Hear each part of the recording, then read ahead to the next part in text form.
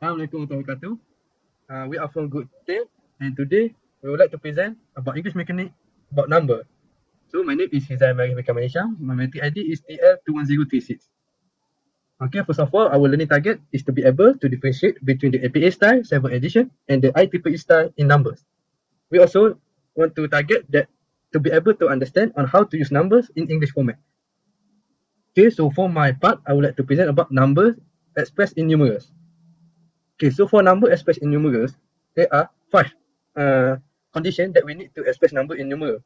First is numbers 10 and above should be expressed in numeral. However, there are some exceptions, such as when the number are used at the beginning of the sentence, we need to write the number in words. Second condition is unit of measurement. When we write the unit of measurement, we need to use numeral. The third condition is number that represent statistical or mathematical function need to be write in numeral. This will help to maintain the precision and clarity. The fourth one is the number that represent time, date, ages, scores, and point on scale. And the last one is number denoting a place in the number series. Okay, these are the common mistake in number expressed in numeral. First is about the number 10 and above should be expressed in numeral. The incorrect one is there are 13 participants completed the survey. In the incorrect one, the 13 are spelled out, not writing in numeral. So the correct one will be there are 13 participants completed the survey, which the 13 is written expressing in numeral. The second one for the unit of measurement, the incorrect one is the wire measure 10 meter in length, where the 10 meter is right is spelled out. The correct one should be the wire measure in 10 meter in length with the 10 is written in numeral for the unit of measurement. The third one for the number represents statistical or mathematical function, and the mean of the sample was 5. So for this 5 was spelled out, not written in numeral. So the correct one should be the mean of the sample was 5 and the 5 was written in numeral. And the last one for the number that represent time, date, age, and score and point on a scale. So this is the incorrect one because the child was 6 years old, even though 6 was below than 10, but it should be written in numeral because it indicates the ages of the child. So the 6 should be written in numeral. Okay, for the next one is number expressed in word. So numbers 9 and below should be expressed in word. So number below 10, 9, 8, 7 are generally expressed in words or spelled out. Any number that begin a sentence, title, or heading need to be written in word. However, we can rephrase the sentence to avoid beginning with a number. The third one is the common fraction, and lastly is universal accepted usage for number in word. For example of common mistake in number expressed in word, so for number 9 and below should be expressed in word. The incorrect one is the survey include 8 question in the topic, and the 8 was written in numeral. The correct one should be the number 8 is expressed in word. Second one, any number that begins sentence, title, or heading should be read in word. So for this, the incorrect one, 12 important steps for data analysis. So the 12 should be written in word, not in numerals. And last but not least is common fraction. So for 1/5, the experiment found that 1/5 of the participants preferred option A. So the incorrect one, 1/5 was written in numeral. So the correct one should be 1/5 is written in word. And for the last part for this is combining numeral and word to express number. So we can use a combination of the numeral and words to express back-to-back numerical modifier. For the example, in the survey, participants were asked to evaluate their certification with the product using 10 7-point scales, covering aspects such as usability, design performance, and overall user experience. So the 10 7-point scale is the combining numeral and words to express the number. Okay, that's all for my part. We go to another part. Hello, my name is Azad. So I will explain about ordinal numbers. So for FES style guidelines, ordinal number, also known as ordinals, are numbers that indicate the position or order of something in a sequence. They tell you where something is in a list rather than its quantity. And for cardinal number, also known as counting number or natural number, are set of numbers used to quantify things. They answer the question how many and tell us the quantity of object in a group. Next. And for example, ordinal number, second order factor, 4 grade, 10 grade, first item or the 7th, 5th trial, first and third group, third year. As we can see here, the ordinal, some of it are spelling and some of it is using a number. For cardinal numbers, 2 orders, 4 grade, 1 item or 75 trials, 1 group, 3 group or 3 years. And for the correct and wrong sentence, the correct sentence is the first race start at 9 a.m. For the wrong sentence, the first race start at 9 a.m., which missing the article the. And for the example, the correct one, there are 5 apples on a table. Cardinal number 5 correctly used to quantify the numbers of apples. For the wrong one, I ate 1 banana yesterday. Incorrect because 1 is already a singular noun and doesn't need a quantifier. For ordinal number for IEEE style guideline, in IEEE style, ordinal number are used to indicate the position or order of something in a sequence. However, there are some specific formatting rules for writing them, which differ slightly from other style guidelines, such as APA. In IEEE style, cardinal number are used to represent the quantity of something. They are typically written as numeral and follow specific formatting rules to ensure consistency and clarity. For example, ordinal number. First, we perform the experiment first thing in the morning. Second, the second step is to add the sort. Third, the third layer is the counting. As we can see here, the ordinal number is for a sequence. Meanwhile, for cardinal number, spell out, write this number as word 0, 1, 2, 3, and etc. Exception. Use numeral for number 0 to 9 in the following cases. Unit of measurement, such as 5 meters, 3 hours. Dates and time, such as November 25, 2023, and percentage. Use numeral, write this number as digit 10, 11, 12, and etc. For section, spell out the following numbers. Numbers that begins a sentence. For example, 10 participants were selected. For the next example, number used with wrong figures, such as about 5 minutes.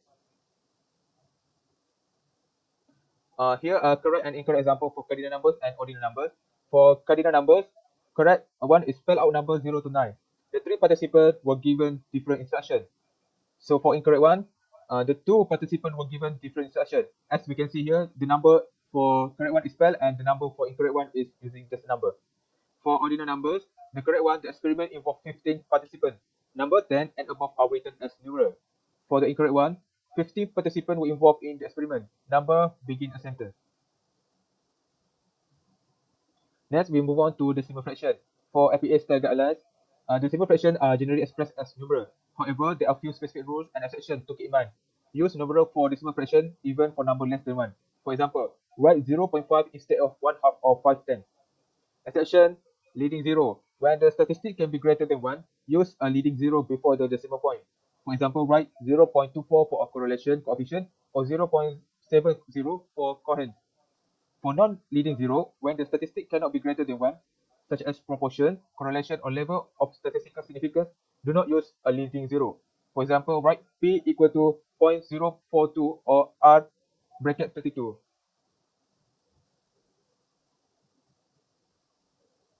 And for example, here a right sentence and wrong sentence. For right sentence, the average score was 3.45. Decimal point used with number value. We measure a difference of 0.02. Leading zero used for clarity. The p-value was less than 0.05. Decimal point used with less than symbol. For the wrong one, the average score was 3.45. Decimal point is not used. For the second one, the difference was 200. Leading zero is not used. The p-value was less than 5%. Percentage symbol is not used. And for decimal fraction in IEEE style guideline, decimal fraction in IEEE style, also known as floating point number, is represented using 3 components. First sign, a single bit indicating whether the number is positive or negative. Exponent, a series of bits represent the power of 2 by which the significance is multiplied. The exponent is biased, meaning a constant value is added to it, represent the actual power of 2. And for the last one, significant, a fraction representing the significant digit of the number. The leading digit of the significant is always assumed to be non-zero in most formats. While the IEEE 754 standard doesn't directly explain decimal fraction, it indicates how to represent them using a special code within computers.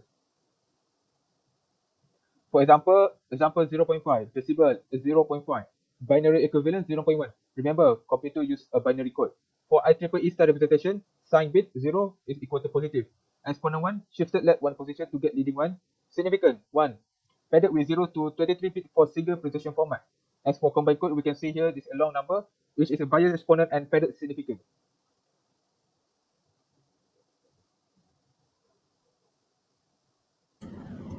Okay, hello, my name is Faris, TL21042, and I am going to present about the Roman numerals in APA style guidelines. Roman numerals are a non-positional numeral system that originate in ancient Rome and remain the dominant way of writing numbers throughout Europe for centuries.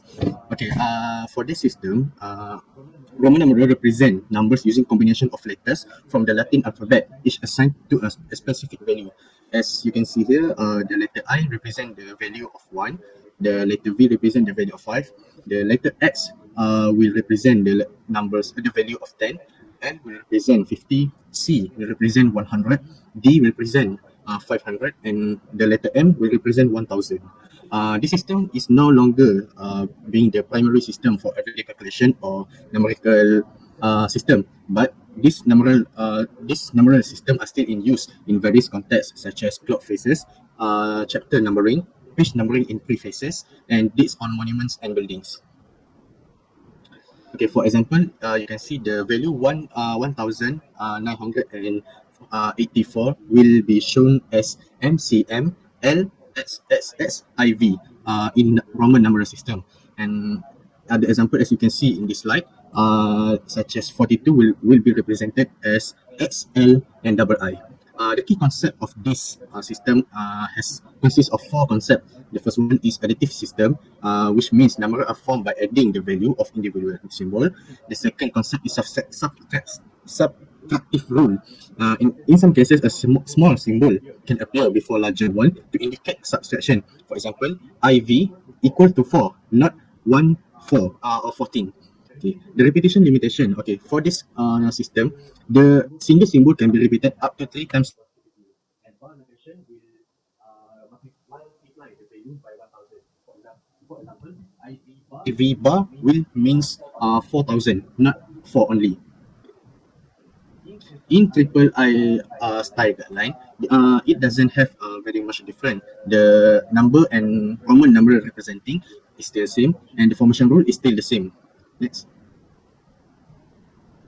However, we can describe this system with some different examples, such as equation numbering V equal to IR, and figure and table reference, for example, figure 2 and table 3, and section headings such as I Roman, and one Roman introduction, 2 Roman methodology, and 3 Roman results. The formatting for IEEE style guidelines is for headings. The primary headings are typically numbered with the centered Roman number, followed by a period and set in small caps. And enumeration, which means list within section that can be numbered using lowercase Roman numeral, such as I, double I, and triple I for the first level, and uppercase letter for the second, and so on. Next. Okay, the next subtopic is about comma in number. In APA style, the use of comma in number depends on the context and the magnitude. Here's a breakdown. Number with 4 or more digits, you have to use comma to separate the thousand, million, and billion. For example, 1234, we have to put comma after the before the final 3 digits of the value. And we do not have to use the comma. For example, 2023, we don't have to put comma in that value. Okay, for the number that have fewer than 4 digits, we don't have to use comma in any of it. Exceptions for page numbers, date, time, and exception also for the financial context. Okay, next. For example, the study enrolled 1,542 participants. Or the last example is the cost of the equipment was 5,999. And something that we should remember before the comma in number for APA style guideline is consistency is the key. Once we choose a format for a type of number, we have to use it consistently throughout our work. And we have to consult the APA publication manual that we can access on for the specific guideline or for additional guidelines.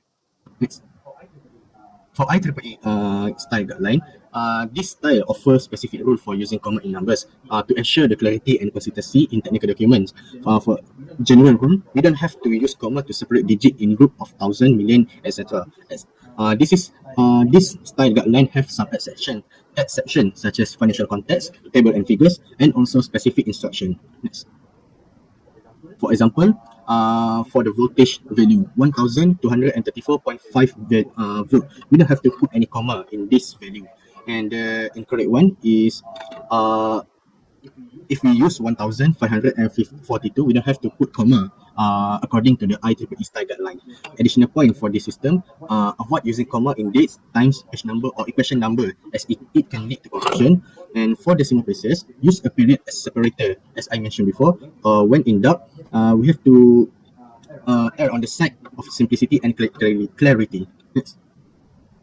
The final subtopic is the plural of number. APA style emphasizes clear and concise writing, and this extends to how we handle numbers in different contexts.